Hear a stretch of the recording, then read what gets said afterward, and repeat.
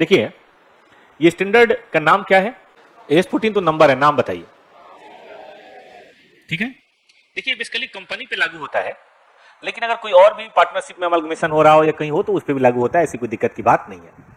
ठीक है, लेकिन अगर आप केवल शेयर खरीदते हो, अमलगमेशन नहीं करते, ऐसा हो सकता है हम शेयर खरीद के कंट्रोल ले लें, अमलगमेशन ना करें, तो ये एस लागू नहीं होता। मतलब जब तक डिजॉल्व ना होना तब तक ये एस लागू नहीं होता। इसमें देख रहे हो एक कंपनी डिजॉल्व होता है, वैसे में जानते हो क्या लागू होता है? होल्डिंग कंपनी वाला एस। मतलब एक ए लिमिटेड है बेटा, ठीक है, उसने बी लिमिटेड के सारे शेयर खरीद लिए शेयर होल्डर से, लेकिन कंपनी अलग चला रहा है, तो ऐसे में ये बन गया होल्डिंग कंपनी, ये बन गया सब्सिडरी कंपनी, तो उस पर एस लागू होता है, लेकिन उस पर अगले चैप्टर में पढ़ाएंगे AS21 लागू होता है। अभी हम कौन सा पढ़ रहे हैं कि बी का एग्जिस्टेंस खत्म हो गया, उसकी सारी एसेट लायबिलिटी ए की हो गई, याद है? वहां पे AS14 लागू होता है। तो ये थ्योरी में क्वेश्चन आ सकता है ना कि भाई AS14 कहां लागू होता है, कहां नहीं होता, या आपने केवल एसेट खरीदा तो नहीं लागू होगा, कंपनी खरीदना पड़ेगा। ठीक है ना, एसेट खरीदने की एंट्री तो अलग तरीके से होती है। दो तरह से होता है बेटा, एक है मर्जर और एक है परचेज। मर्जर किसे बोलते हैं? All asset and liability transfer, याद है? कम से कम 90% शेयर के होल्डर तैयार हो कि हम शेयर होल्डर बनेंगे। परचेज कंसिडरेशन केवल इक्विटी शेयर होल्डर के रूप में मिले, याद है? Business intended to be carried out, हो ना हो अलग बात है, but intended to be carried out, और no adjustment in book value. सबको कौन सी वैल्यू पे दिखाना है? बुक वैल्यू पे दिखाना है, एडजस्टमेंट नहीं करना। ये पांचों लिखवाया था मैंने, फिर से लिखवाने की जरूरत? आइए, दूसरा कौन सा है? परचेज। परचेज कौन सा बताया था मैंने? जो मर्जर ना हो वो परचेज, मतलब उसमें से एक भी कंडीशन अगर पूरी नहीं होती है तो कौन सा है वो? परचेज। ठीक बात है बेटा जी। अब पीसी का मतलब क्या है? तो पीसी मैंने कहा था शेयर और other security payable to the shareholder of the transfer company. हमने कहा था डिवेंचर होल्डर की पेमेंट नहीं शामिल होगी, याद है? लिक्विडेशन एक्सपेंस या इस तरह की चीजों की पेमेंट शामिल नहीं। हाँ, उनको कुछ भी दो, शेयर दो, डिवेंचर दो, कैश दो, सब शामिल होगा।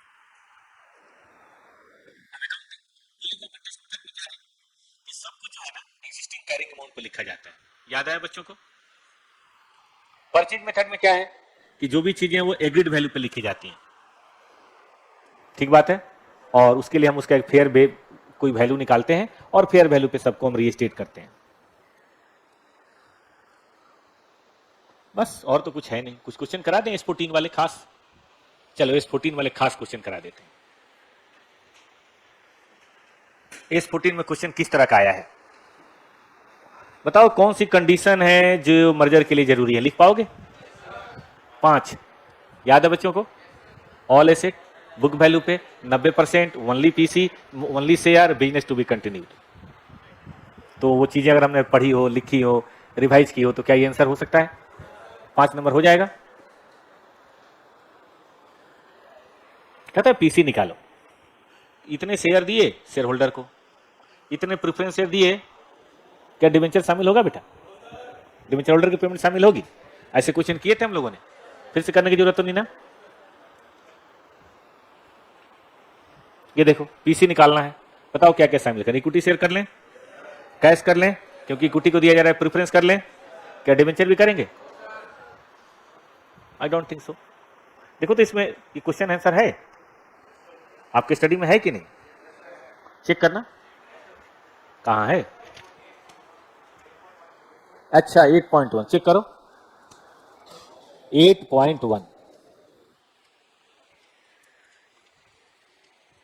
पीछे होगा बेटा। 8.1 चेक करना, आप होते तो कर लेते ये। आंसर चेक करो ना, आंसर केवल ऑडिट कर लो, बहुत बनाया हम लोगों ने, इतना फिर से बनाने की जरूरत थोड़े ना है, हो जाता है। इक्विटी, कैश, जन एंट्री आती है, पीसी पे करने की एंट्री क्या होती है? यही होती है, liquidator to capital, premium, bank या जो भी है। ये देखो तो ये बनेगा तुमसे, एग्जाम का पूछा हुआ है, बना के दिखाओ तो। मैं नहीं पढ़ूंगा, 4.3 बना के दिखाओ। देख रहे हो सब एग्जाम के पूछे हुए क्वेश्चन है। मैं बताऊं, देखो कॉस्ट ऑफ एब्जॉर्प्शन तो पीसी में शामिल नहीं होगा, डिवेंचर होल्डर्स की पेमेंट पीसी में शामिल नहीं होगी, ठीक है। पीसी में क्या शामिल होगा?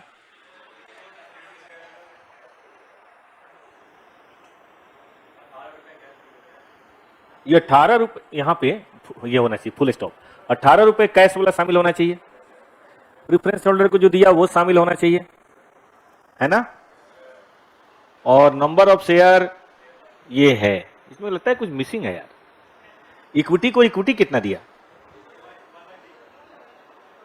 अच्छा इक्विटी को ही प्रीफरेंस भी दिया और इक्विटी भी दिया, है ना, ठीक है। हर 3 शेयर के बदले 2 प्रीफरेंस और 1 इक्विटी दिया है और 18 रुपए कैश। यहां से लो, पढ़ो। पेमेंट ऑफ 18 रुपए इन कैश, तो 1.5 लाख गुने 18 बताना बेटा, कितने हो गए, 27 लाख। शेयर 2 प्रीफरेंस शेयर देंगे 1.5 लाख, 2/3 गुने 10 रुपए, बोलना बेटा कितने लाख, 10 लाख। और 1 इक्विटी शेयर देंगे, प्रीमियम 30%, बोलो भाई, जोड़ना जरा, कितने बच्चों का निकला था ये, 43, कितने बच्चों का निकल गया था, गुड। 4.4 सेम क्वेश्चन है जो हम लोगों ने करा।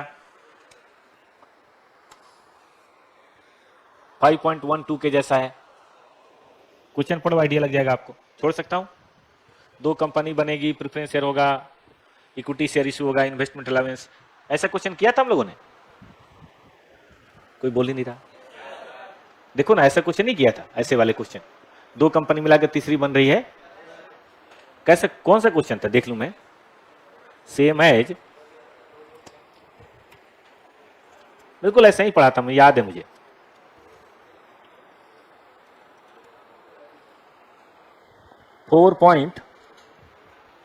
4.1 ही मान लो, बिल्कुल ऐसा ही था, चलेगा। ये देखो, star limited agree to take moon limited, the terms and condition आपके सामने है, इक्विटी है, कैश है, प्रेफरेंस है, कर पाओगे। 5 नंबर में क्या कोई बुरा है, ये चलेबल है। आ जाओ, 1-2 ऑब्जेक्टिव देखते हैं बेटा, जल्दी तो नहीं हो गया इस 14 हमने इसलिए ज्यादा जल्दी क्या किया, दोबारा रिवाइज किया।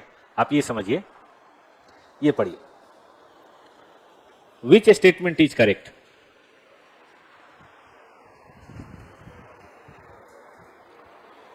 निकालिए तो भाई और बताइए तो कोई, विच statement is correct. In case of merger equity को केवल इक्विटी देते हैं, इन केस ऑफ परचेज इक्विटी को प्रेफरेंस देते हैं, ये तो नहीं है। ए एंड बी बहुत करेक्ट नहीं है, ए एंड बी बहुत इनकरेक्ट, सही कौन है, हाँ, अगर फ्रैक्शन फंस जाए तो उसके बदले में कैश दे सकते हैं, वैसे तो सही है ये, तो इलिमिनेशन से बन जाएगा, वैसे भी बन जाएगा। हाँ बेटा, क्या होना चाहिए, सी क्या होगा भाई, इक्विटी शेयर को preference share also as part of PC, ये हो सकता है क्या, हो सकता है, केवल पीसी में प्रेफरेंस हो ऐसा जरूरी नहीं है, आप सही है बेटा, ये हो सकता है। और ये हो सकता है तो बताइए, ये वाला सही हो गया, फिर से देख लीजिए, पहले वाले में ओनली इक्विटी होगा, ये बात सही है, दूसरे वाले में प्रेफरेंस भी हो सकता है, ये बात भी सही है, इसलिए फर्स्ट और सेकंड दोनों सही है। क्या दे रखा है ना, सी सही है, ठीक कीजिए, सी सही है, क्योंकि फर्स्ट भी तो सही है। ये पढ़िए, विच स्टेटमेंट इज करेक्ट, बताइए। मर्जर में एसेट लायबिलिटी केवल बुक वैल्यू पे, बात तो सही है। परचेज में asset liability book value agreed value कोई हो सकता है, ये बात भी सही है। इसमें क्या करेगा एलिमिनेशन, आइए स्टेटमेंट कौन सा करेक्ट है, मर्जर में सारे रिजर्व में सरप्लस टेकन, सारे तो नहीं, फ्री रिजर्व बैलेंसिंग होता है, देखते हैं। परचेज में none of the reserve taken, ये बात भी सही है। अरे इसका आंसर देखो तो क्या है, सी है, कौन सा है, बी, डी, डी है। देखो ये तो सही है, जहां तक तो मुझे लग रहा है स्टैट्यूटरी रिजर्व को छोड़ दो तो बाकी सब रिजर्व तो हम लेते नहीं है, ना जनरल, ना सिक्योरिटी, ना फ्री, ना स्पेसिफिक। कुछ कर रहे हो बेटा, 23 आते हैं बेटा, लौट के आते हैं, पहले 25 की बात कर लें। विच स्टेटमेंट इज करेक्ट, मर्जर में सारे रिजर्व में सरप्लस हम लेते हैं, मेरे ख्याल से तो बात सही है ये, बस वो थोड़ा बैलेंसिंग फिगर एडजस्ट करते हैं। और परचेज में कोई रिजर्व नहीं लेते, हालांकि स्टैट्यूटरी वाला तो लेते हैं। क्या विचार याद है? स्टैट्यूटरी जब हम लिखते हैं अगर उसका टाइम पूरा ना हुआ हो तो both correct, only A is correct. क्या विचार? ओनली ए। ये सबसे बढ़िया बात, ओनली ए इज करेक्ट। तो ये तो ऐसे ही करेक्ट है। बड़ा कंफ्यूजन, आगे बढ़ो यार, इधर आओ। आंसर तो सब सही लग रहा है मुझे, 1 2 3 4 मेरे ख्याल से ये आंसर सही है। चलो आ जाओ 23 पे आ जाए बेटा। वो मानेगा नहीं, 23 पढ़ो यार, बोलो बेटा।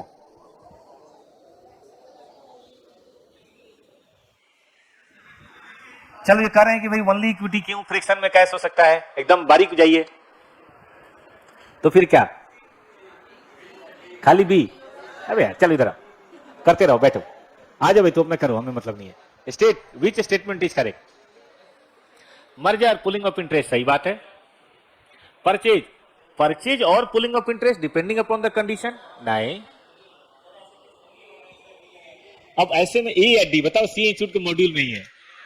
कृष्णा बोल रहे हैं सर ये भी तो सही है, लेकिन ए से ज्यादा सही है ओनली ए। ठीक बात है कि नहीं? ओनली ए, कि हम चावल खाते हैं, हम केवल चावल ही खाते हैं। चलिए क्या आंसर देखने जा रहा है? डी है। कृष्णा आप ही बताओ यार क्या किया जाए। चलो 27 नंबर, state which statement is incorrect in case of merger with an issue preference share and equity share. भाई प्रेफरेंस को तो जो मर्जी दो, हमें क्या। In case of purchase preference है इक्विटी, ये भी सही है। In case of merger only preference है टू प्रेफरेंस, ये तो गलत है। बड़ा पंगा यार। Which one is incorrect? C भी इनकरेक्ट है। सी सही है ना, क्योंकि ये तो सही है, बी भी सही है, सी ही गलत है। तो आंसर देखना, इनकरेक्ट ही पहचानना है। ठीक है बेटा।